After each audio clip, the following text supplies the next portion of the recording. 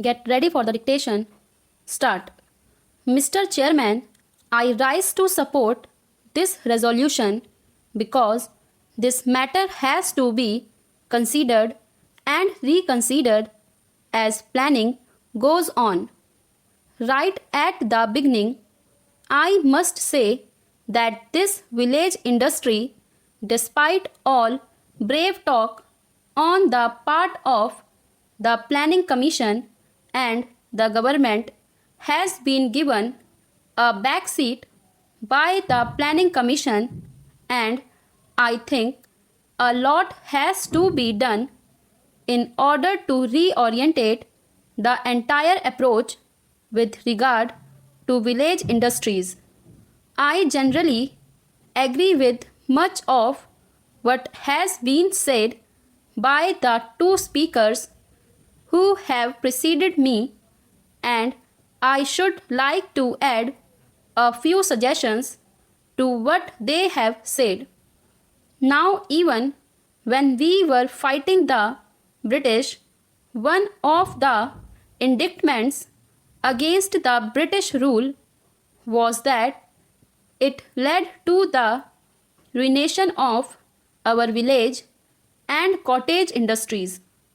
This criticism was absolutely justified, and the meaning of it was not fully seen at that time, perhaps as it is seen today after independence.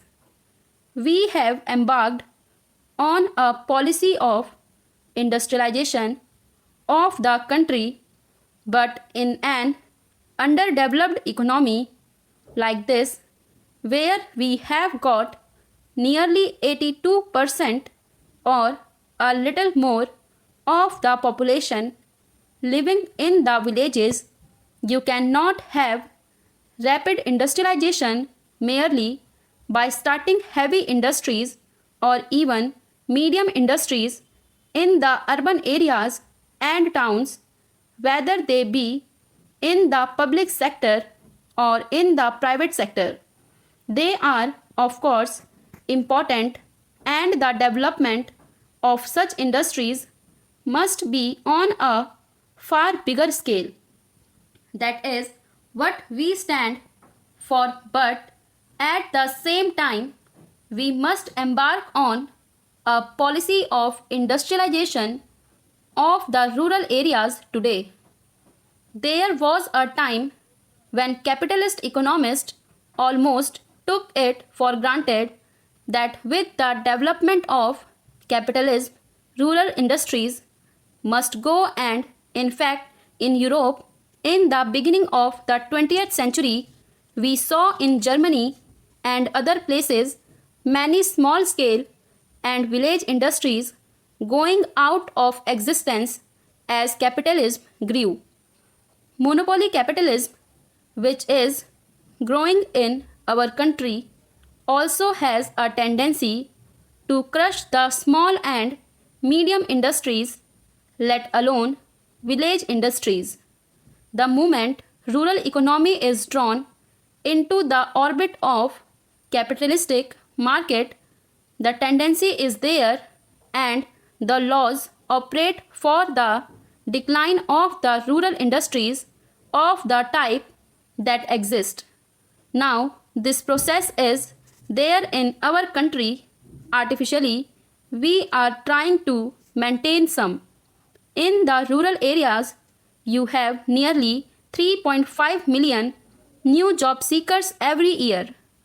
Rural industry must be viewed from the larger angle of industrialization of the country, from the point of its employment potentialities, and also from the point of view of raising the standard of living in the country.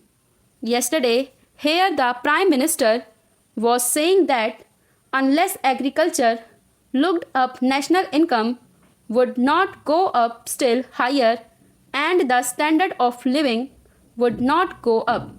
I entirely agree, but then in the rural sector of our economy, we must develop simultaneously the other sector that is called the rural industrial sector for promoting rural industries on a large scale. That is not being done.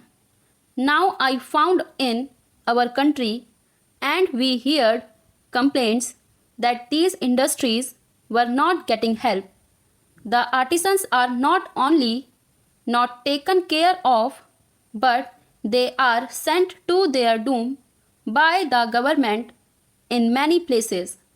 I found that in the south also many fine handloom industries which should be nursed by the government and developed with all the attention and care are allowed to go out of existence.